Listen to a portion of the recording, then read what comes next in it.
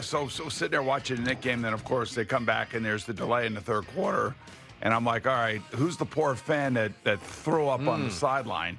And it turned out to be Tracy Morgan of all people, and we've all been there. I don't know if he's got the norovirus. I hope he just didn't give it to the Knicks, and he's sitting right next to Clyde, right? So hopefully Clyde didn't get sick. The problem is the bloody nose, too. Like, that is... this could have been more than that. Correct. Then. It could have been he may have had a few too many cocktails. I don't know. I don't know. You never know. Either way, concerning, and there's not been an update. You hope he's okay. Yes. But that is about as... I mean, that stopped the game for a considerable amount of time. They had to wheel him off. I mean, that was... Now, if you were sitting there, would you stay there? Where are you going to go? I don't know. I mean, I see what you're saying. You don't want to get sick, and you don't know what's around in the area. And well, we often talk about it around here all the time. Well, yeah. Like, Greg, don't come in sick. He's vomiting in a garbage pail last year. That's exactly right, and I don't want to be vomiting or anybody vomiting around me. Well, you know, when we were in Arizona, we sat there at the same set that you were sick on. Yeah, but I did not vomit on the set. I vomited in the middle of the night like 19 times. But you had neurovirus... what would you say? You had the feels of it. What do you call it when you shoot crap out of your mouth? You know what I'm talking about. Come on, when you get sick, somebody in there. Eddie, you're the smartest guy I know. Projectile vomiting?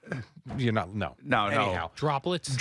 Thank you. Spores. You had that going on the day before. That, I mean, it comes on quickly, but it's got to build up a little bit. Well, yes, it does come on quickly. Fortunately for me, when I do have that, it usually comes at night, which means that I'm not, really infecting anybody else. You know what I'm saying? But I would just say that this thing last night, this was Gio. This reminded me. That's exactly what I thought. Now, they didn't tell us last night at any point. Did you hear it? Who it was? About that it was Tracy Morgan? Yeah. I didn't hear that at all last night. There was, I didn't at the time, but very soon after, the social media had video. On X, yes. And people knew who it was very quickly. Exactly. But it was a bad scene for sure. And, it happened in the middle of a game that Knicks were playing well, and it's almost like that becomes the story, which I totally understand. But no, I don't know where you would go. If I was sitting next to him, because those seats, you would know better than us, clearly, those seats have got to cost what for a Knicks game? I don't know, probably about $6,500 per seat. Somewhere around there. I don't know that Steven Sharippa's leaving from where he is, but we'll find out if we hear. Sometimes those seats are celebrity seats, and they put celebrities in there so they show them up in this. Of course, if they show the celebrity, this is what I have figured out about the Garden. Comp, I think. Now I go to the Garden, I buy my own tickets, and I want to be able to sit and enjoy the game. And I never get put up on the scoreboard. Number one, I don't ask for it. Number two, I don't sit in the celebrity seats. Right. And the celebrity seats are usually Jim Dolan's box. He invites you there, or they'll invite you, and you'll sit there. And I think same thing for those. Like Spike Lee owns his seats. He bought those seats. Yeah. I don't know if Steve Sharippa owns those seats, or he calls up the Garden and says, hey, do you have any celebrity seats? He'll sit there, and then they'll put him on the scoreboard. Sure. And then, whoever is doing the game TV-wise will show the celebrities. They usually do Celebrity Row. Yes. I mean, I don't know if they do it during every telecast, but they do I don't know how many of those celebrities actually, other than Spike Lee, own their seats. I would guess Sharippa pays for his seats. He's there so often. I feel like he is there a lot. I feel like he is there a lot, so he may own those seats. And you got Johnny Franco, I know, goes to a lot of the games. No? America's Guest. Well, good for him. I mean, he's earned it. That's fine. Yeah. Sean Landetta, too. He likes going to games for free. Who doesn't love going to games? I like busting his chops over it. In terms of the Knicks, though, I mean, you had to have been happy with what you saw last night. Come on, I expected that. You expected to see Karl Anthony Towns score 15 straight points and shoot from 32 feet out? The Heat are a team with a losing record.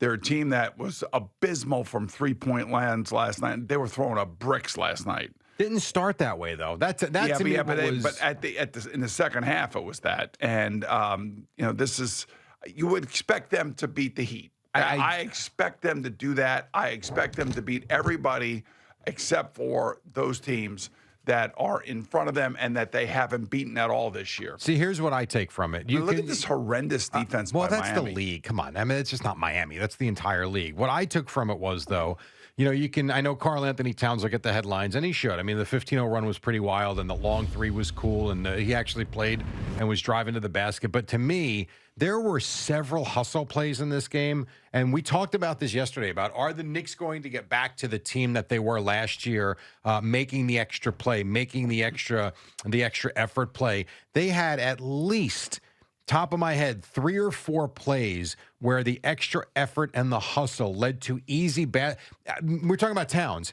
How about the play?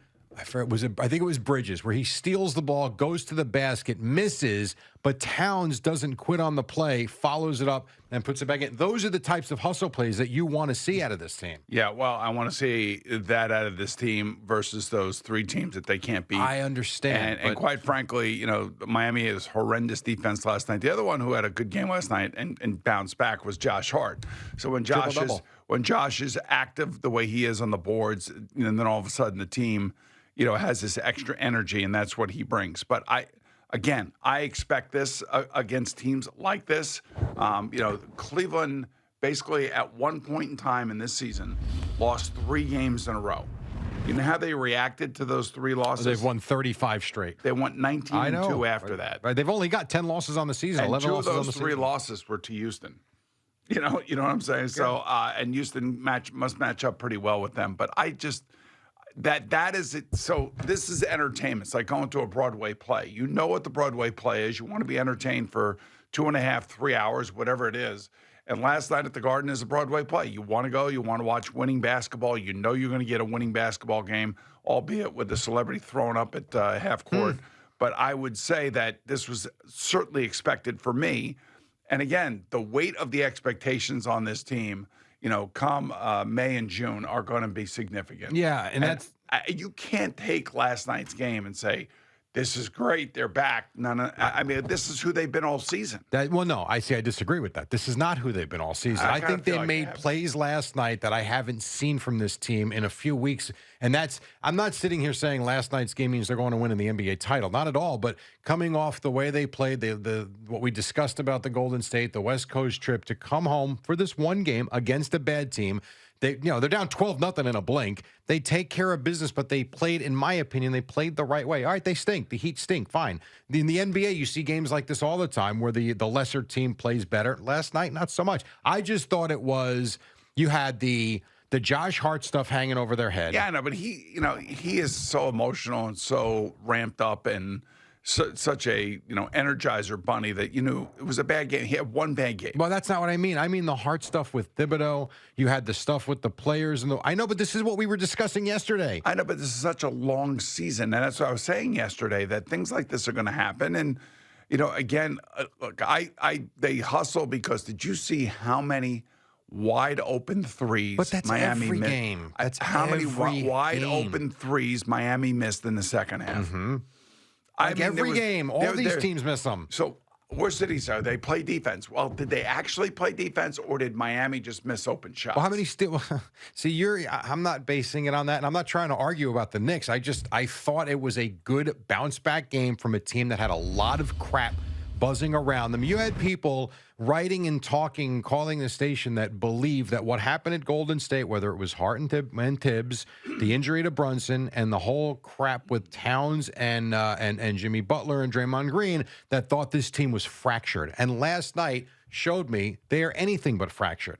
Everything's fine. Yeah, they're not fractured. They're a tight team. There's no question about it. I just don't know if they're good enough, and I just don't know if they're going to play good enough defense against one of those 2 teams, most likely Boston in the second round. Well, I will tell you, too, some of the reaction, around NBA, if you look at social media, you know how Twitter gives you the For You on your feed X? now? Whatever the hell it's called. Okay, it's called fine. X. It's fine. Whatever. And most people still call it Twitter, but whatever. Twitter X. Yeah, you have the For You, and they give you, things you might be interested in. So a lot of, I get a lot of basketball stuff, whether it's college basketball, even the NBA. And there were a couple of different media types and former players when I say that. I think Chandler Parsons was one of them. I could be wrong. There are people almost echoing what you were saying yesterday in terms of forget beating Cleveland and Boston. Like, this team might not get out of the first round. Yes. And that, to me, is an overreaction. We react so much to just what we see on a daily basis as opposed to the body of work that I think they deserve the benefit of the doubt. I think those guys say that because they see what they are against the really good teams. Now, they should win a first series. They should win. and it shouldn't even be close. I mean, they are legitimately a Tier 2 team, and they're going to be playing a Tier 3 team. And it shouldn't be close. If they lose in that first round, that would be an utter disaster for MSG. You know, MSG wants playoff games. They want playoff series going seven games. Almost need them, yeah. They want everything to go to the nth degree. They want the excitement. They want the money. They want the promotion. They want the marketing. They want to be able to raise ticket prices next year. I mean, they want it. And this is why the Rangers are trying to make it to the playoffs. This is why Chris Drew is changing this roster and trying to get the team going again so they can make the playoffs again. And the same thing for the Knicks. But this year with the Knicks, more so than with the Rangers, there are legitimate expectations because of what Leon Rose did. And we're all happy with what he did. The question is, did he do enough? Are these guys enough? Can they stand up to the Bostons and the Clevelands of the world? And God forbid, they lose the first round opening. Oh, it'll be bad. I mean, it will be horrendous. Do you think Tibbs would be on the hot? I don't know. I don't know if he's on. No, I think the players like him. I think the Garden is happy with him. I think Leon Rose is happy with him. I think that they feel like they have stability for the first time in a long time, which is something that I've been screaming about for years with all of these teams around here. That's the one thing the Yankees do have over everybody else. It's stability. It's the same manager. It's the same GM now. They take a lot of slings and arrows because the expectations, are bearing heavy on their shoulders too. But I like where the Knicks are simply because it is stable finally. And they're going to be a good team. You know that they're going to give you more wins than losses. You know this is going to be one of the better seasons that they've had in 20 years. But we really do have expectations. That's the rub here for this team. The last year was the little team that could with all the injuries they had, and everybody was excited about it. When you make moves like they did this offseason and trade away first-round draft picks and bring in Mikal Bridges and bring in Karl Anthony Towns, man, this is like, okay, this is the best team we could put forth. This is the best group of guys that were available at the time that we could make those decisions. And OG, Mikal Bridges, Jalen Brunson, and Karl Anthony Towns and Josh Hart are all those 5 guys that they believe are good enough to win a championship. Now, part of this group did it in college. Let's see if they can do it here at the pros. I don't see it unless injuries happen to Cleveland or Boston. But you never know. That's what happened to the Knicks last year, too. I thought, too, you talk about consistency and stability. One of the things that I did take from that Roommates podcast with Dolan when he sat in with them was they were talking about championship windows. And his take was it's not just and this, I think, goes to your point about probably leaving what's in place and adding to it as opposed to doing anything else in the offseason, depending upon how the postseason goes. And Dolan was asked about the window, and he says, well, to me, the window is just opening. Like they are just starting, which I would think if I'm guys like Brunson and Hart and even Towns, who's here for the first year, that would give me, I don't know if comfort's the right word, but maybe confidence that the front office and the owner are going to give us time to kind of work through this and figure out who we are over the next couple of years. So the Knicks are here now. Everybody's comfortable. We got a nice little podcast, which is great. Guys got good personalities. They're not controversial on the podcast. The owner comes on the podcast. The coach calls the players when they're doing the podcast with the owner. I mean, I'm just telling you, it's a very comfortable situation around here. Just to give you an idea of a team that's going through a complete and utter transition right now, to get rid of that comfortable feeling around it. I'm going to guess it starts with N and ends with Ers. The New York Rangers. No. Oh, man. No. The Jets. The New York Jets. Damn. They are going through, right now, a whole transition. And they are going to try to undo a lot of things that have gone on over there for the last 20 years. And they are going to try to basically reorganize. And revamp, right? And revamp. It's not just the football team. It's everything. The organization. The organization. And Woody Johnson's in the middle of doing that right now. And I used to call it a culling. They cull.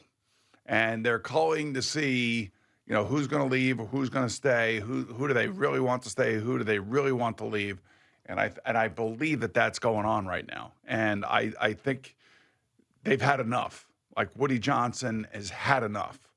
And he is tired of losing. And they may end up losing some this year. but it's going to lead them to a bigger purpose, and that is ultimately to get the organization straightened out and ultimately have one face of that franchise. And that one face of that franchise is going to be Aaron Glenn, the head coach. It's a fine line in terms of the comfortability of a franchise like the Jets, who have struggled forever now, and they're trying to get it right and turn the corner. The Knicks were kind of similar in that they were a franchise that's gone nowhere. In a way, I feel like they've earned where they're at now and that comfortability, but I do agree with you that I guess you can get too comfortable too, and all of a sudden you don't get to the promised land. I'm telling you, Aaron Glenn's going to bring an edge. Now, he may understand today's players, and you can't treat those players today like Bill Parcells treated them back in the 90s or the 80s. You can't do that. I mean, it's just a different mindset. It's a different group of players, but it seems like he can connect with the players when you watch Hard Knocks and you watch some of the videos of him in his meeting rooms with his Detroit Lion players.